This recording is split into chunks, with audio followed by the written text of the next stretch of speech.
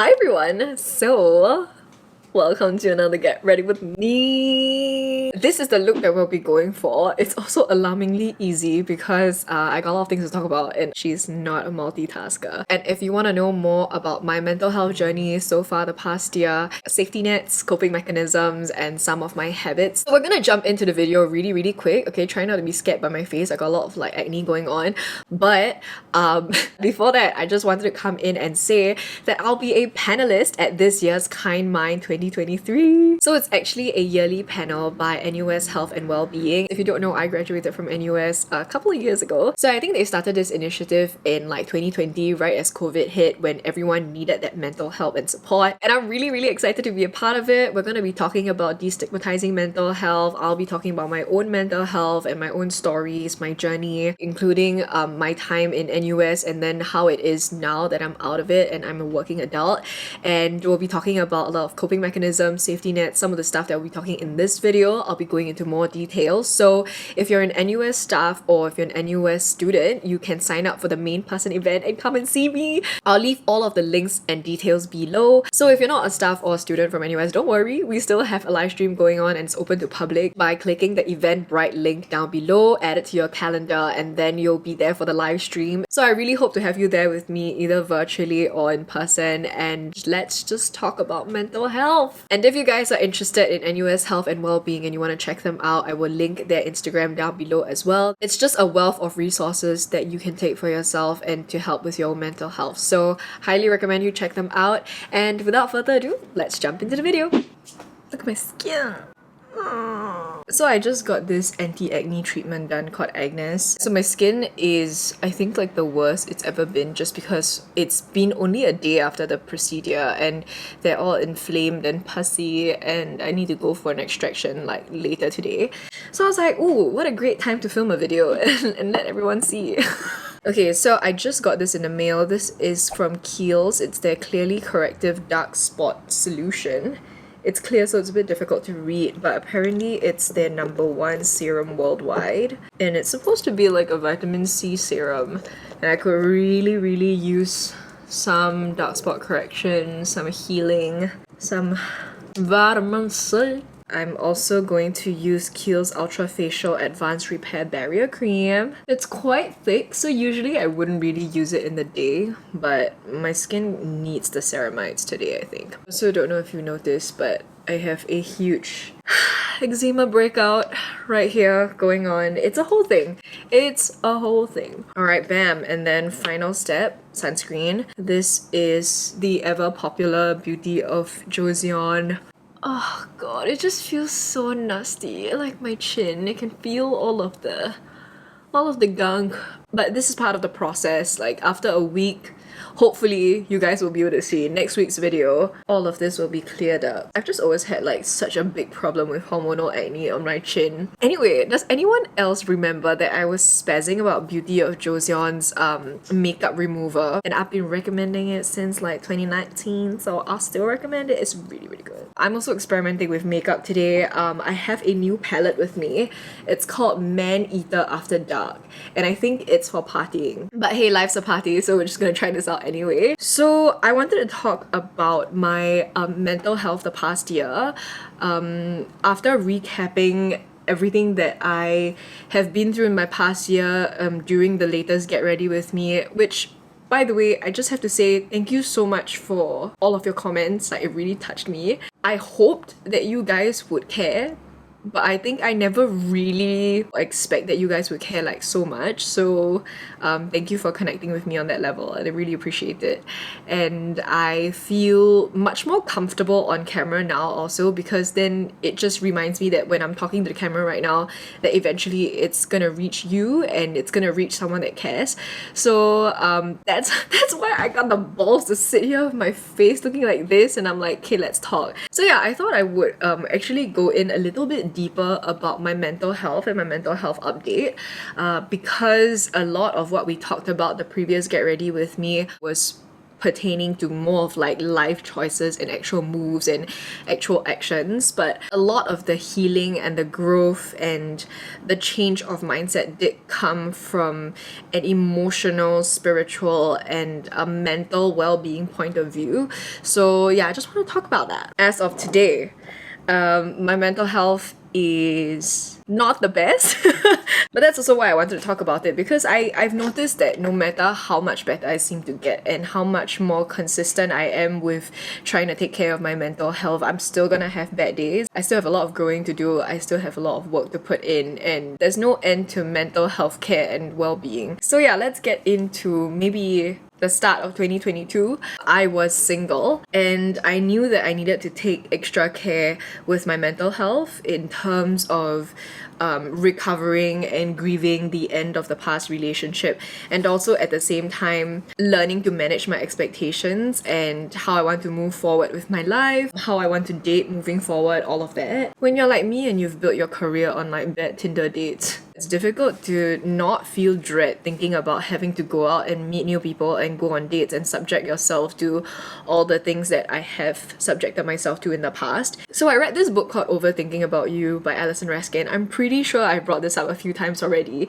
but I read this book, and this book was around navigating relationships as someone who has mental illness. So I've had a history of anxiety, depression, and in more recent years I found out that I actually have ADHD, and that explains a lot of my behavior. So I've been kind of like just relearning how I see myself in these relationships, how I interact with the world, why I think the things that I think, and just bringing myself to a deeper level of understanding between myself and how I interact and see the world. This is so awkward, but I think I might have accidentally deleted all of the footage up until now. Where do we even go from here? It's okay, it's fine. Okay, I'm also gonna just leave my hair down now that my foundation is done. But let's go on. I found that an essential part of taking care of myself and making sure that my mental health is being managed very well is that I always have a clear understanding of who I am, why I do the things that I do, and to validate them and to understand myself from that point of view. When it comes to things that I care about, I always want to do as good a job as possible, and I have very high expectations for myself, and I expect to exceed them, basically. So I get very disappointed and I get very critical of myself when I don't. And I don't think that this is a very rare thing. I think it's quite common for everyone to just expect themselves to do well, because it all just stems from a point of like, we want to do our best and we know our best is better than what came out anyway, right? And sometimes I feel like when I was a child especially, I just had so little control over a lot of the things in my life. But because of that now, I think maybe as an adult, I try to overcompensate for it, and I tend to think like, why am I still feeling so poorly? Why am I still making these mistakes? Blah, blah, blah. And I tend to beat myself up a lot.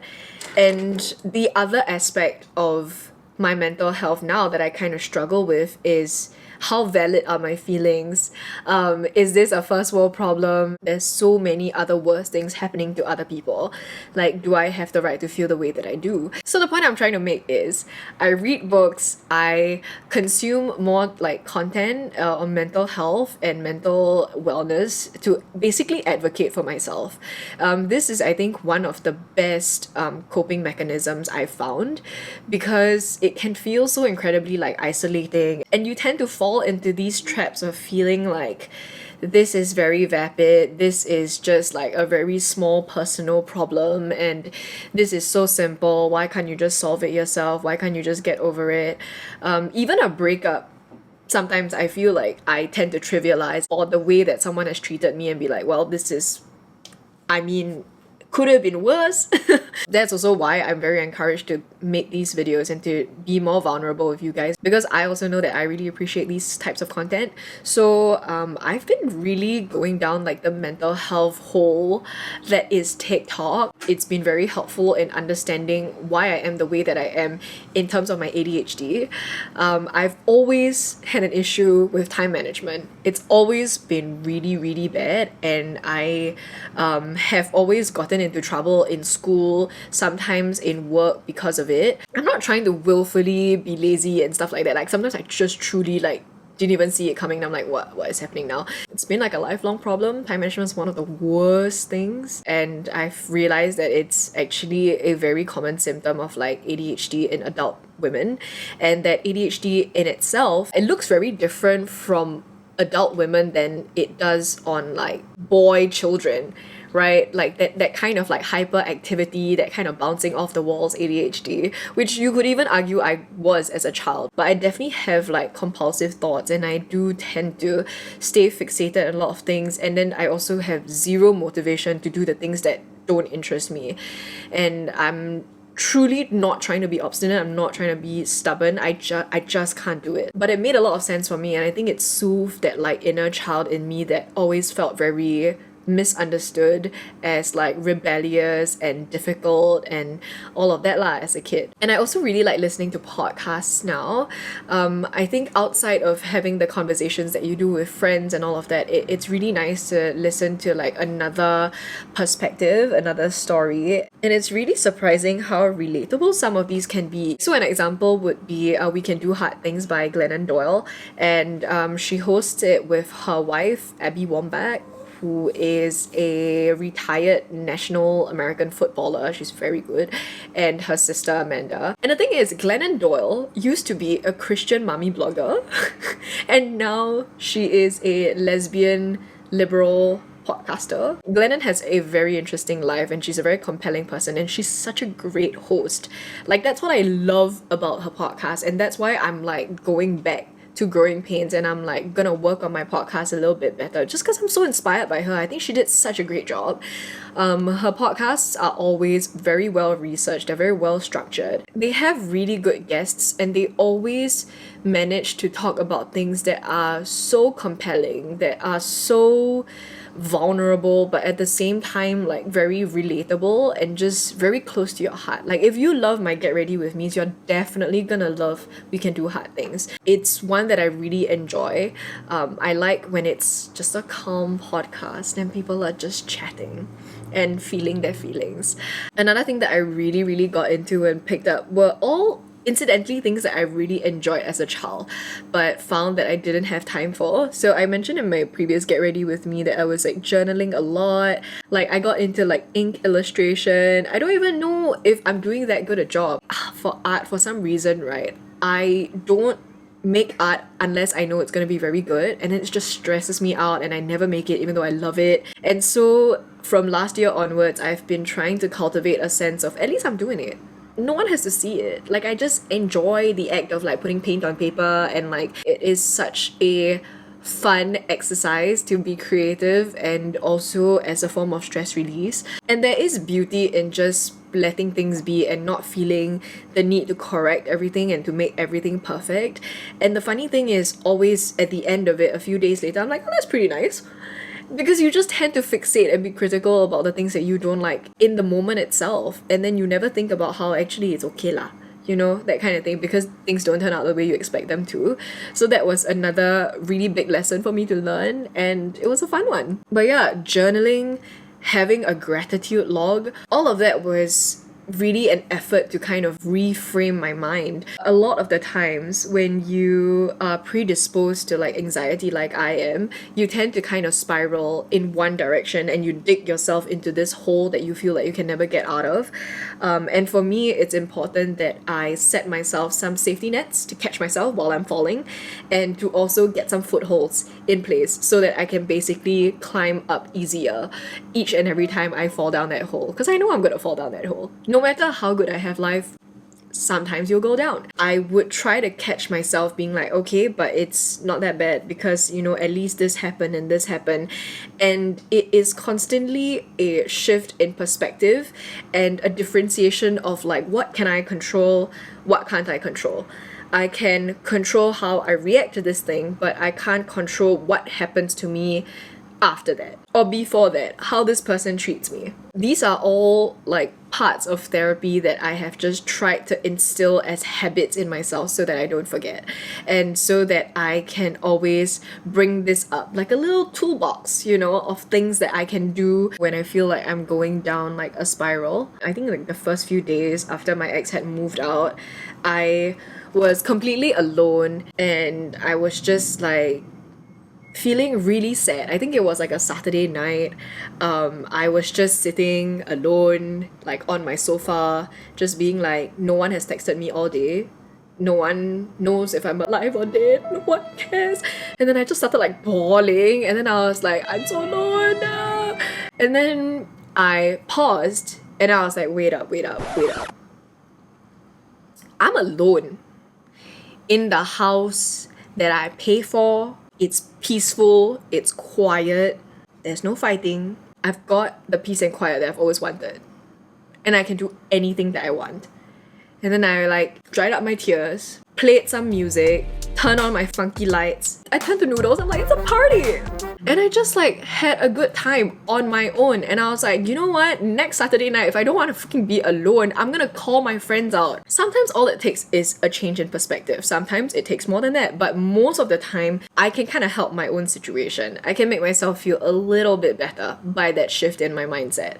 And I think sometimes, if you let your mind, it will just go the way that it's most comfortable going, that it's always been, which is sometimes a depressive hole of like self-pity and doubt and fear, and it doesn't always have to. So with constant journaling, with writing of gratitude logs, with affirmations, so sometimes I do find myself a little bit like, she's so cringe, what is she doing? She's doing affirmations. But sometimes you just got to, like, not even sometimes, every time. You cannot rely on other people telling you you're doing a good job. Sometimes when people tell you you're doing a good job, you don't even believe it, right? So you might as well tell yourself you're doing a good job. So that's what I do. I literally, every single morning, I would wake up and I have like an affirmation deck. I'm pretty sure I have it here somewhere.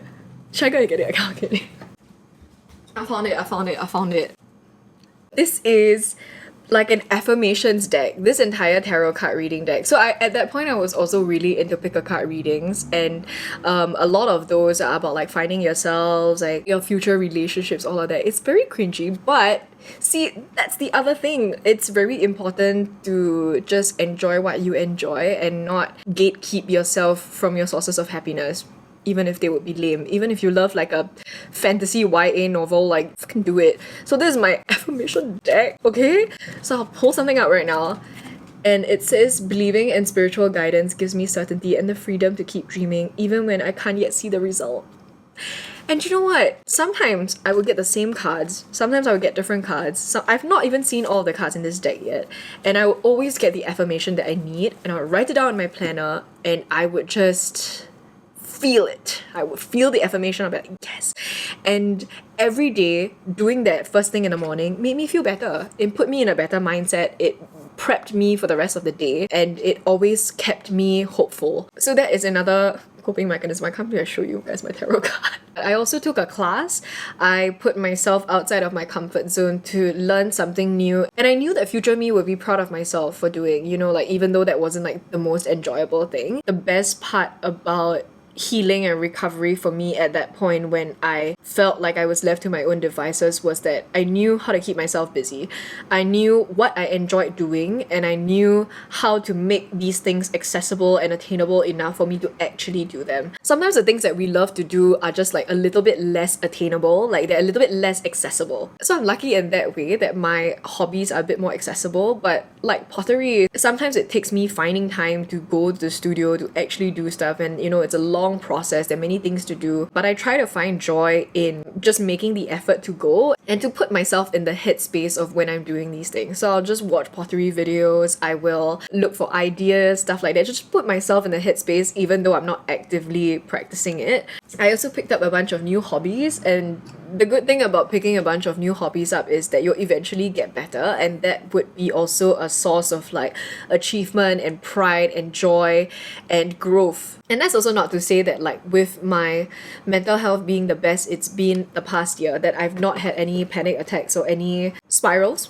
I absolutely did, but I think the difference between my previous spirals and the current spiral now is that I'm quicker to acknowledge it, to validate my feelings, and to understand why I had those feelings. Oh, is this because of past trauma? Because I've learned to always protect myself from this, or maybe because I've had this other issue that was on me, or that I'm starting to get overwhelmed. Again, it's easier for me to spot the sources of stress and the sources of anxiety, and to first of all soothe myself before I attack these individual problems. So another source of anxiety that I had the last year was dating, and in particular like getting into a new relationship, right? Because obviously it is so anxiety inducing for the normal person already, much less someone who's predisposed to anxiety.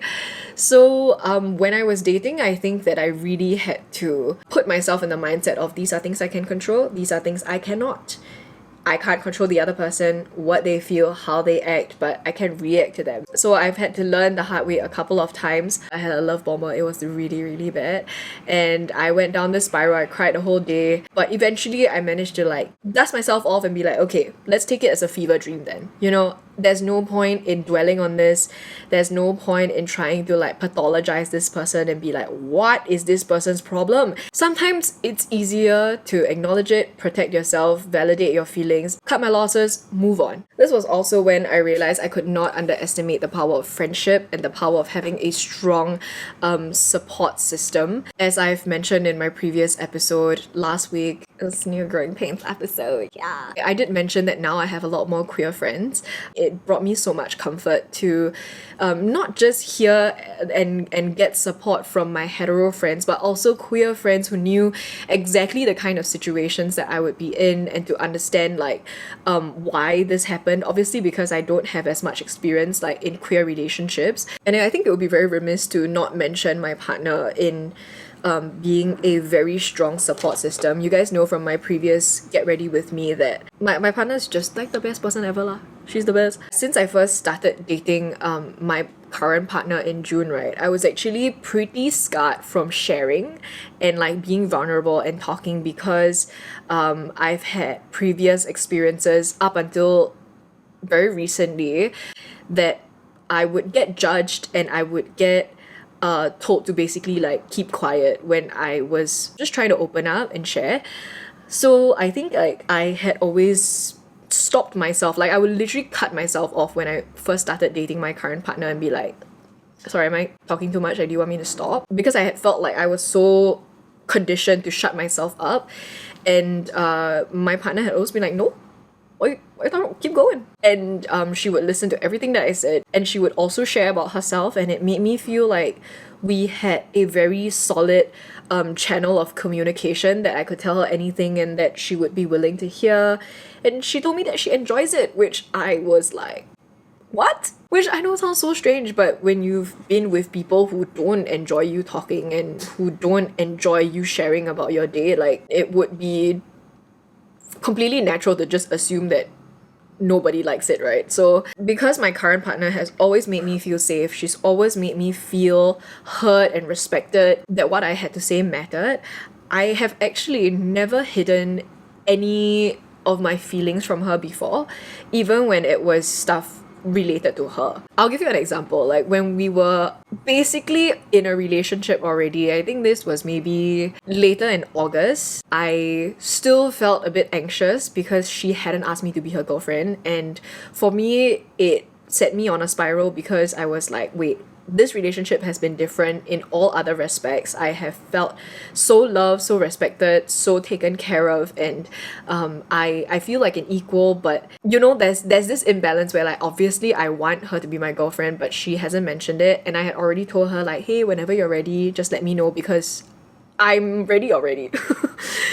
So it always made me feel a bit insecure, because I was like, am I just not worth committing to? Like what is the issue? So in any of my previous relationships, I don't think I would have ever brought this up, because this was just something that would make me so incredibly vulnerable and so difficult to even admit, right? And I just never felt like I deserved to say that. But I think because she always made me feel so safe, I just managed to tell my partner about it, and we talked about it. And I feel like if I hadn't had her to basically made me feel heard and respected, that it might have made me even more insecure and made me even more anxious. So yeah, huge shout out to my partner. I love you.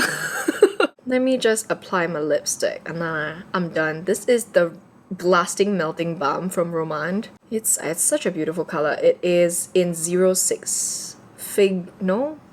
Fig, no? I don't know what it's called. But it's such an MLBB color. It literally looks like it's my exact lip color, but better. Only thing is it does get a little bit melty because I put it in my pocket because I didn't bring a bag and then now it's all melty. So if you don't have someone like a very supportive partner or a very supportive friend in your life, sometimes it also helps to just ask for help and go seek a therapist. So this was something that I also did last year. I had a very bad experience with a therapist a couple of years ago, and then that's when I stopped because I just felt like she was judging me for everything that I was saying and that she could not empathize. That was not a good situation, and unfortunately, looking for a therapist is kind of like dating. Like sometimes you're gonna hit duds, you're gonna be incompatible, and then you just have to move on and find someone that you come to trust and respect and will respect you as well. I managed to find my therapist. She is a person of color, she's a woman, queer friendly, all of the things that I felt like I needed my therapist to be so that we would come to a better understanding and we would be more compatible. And she had given me a bunch of like helpful resources that I could just read up and practice from time to time until we next saw each other again. I don't have to see her very regularly, but I know that if I do need to go to someone, that there's always gonna be help available, and just truly having that access and that option available really helps me as well. So yeah, those are all of my like coping mechanisms, practices, things that I've been doing for self-care, self-love, all in the name of mental health, just making sure that I'm mentally doing okay. And the combination of all of these have actually made me the best that I've ever been. But even that's it, like these couple of weeks have not been the best. And I'm always going to be looking for new, fun, interesting ways to also improve my mental health at the same time practicing the ones that work for me. And I feel like it's manageable. At the end of the day, my baseline is a lot higher than what it used to be, and I've never been more confident in my ability to regulate my emotions and to keep myself accountable and to also be my own best friend and have my own back. So yeah, hopefully you found that helpful or interesting. If you enjoyed this video, don't forget to give it a thumbs up and also subscribe to my channel. Next week, what are we doing next week? Next week we're doing Cooking with Lesbians. It will be my first ever episode. My friend Marissa will be joining us. We will be having a fun ass time. We're making like a fun little ceviche that you can make at home also. Yeah, and she's Mexican American, so you know that she got the goods. So if you want to see that next week and you want to stick around, please, I noticed that a lot of you are not subscribed. Please subscribe. And if you want, you can also leave a comment down below. I read all of them. Tell me what your coping mechanism is. What works for you? Maybe it'll work for me too. I don't know. I will see you guys very soon. Next week, Cooking with Lesbians.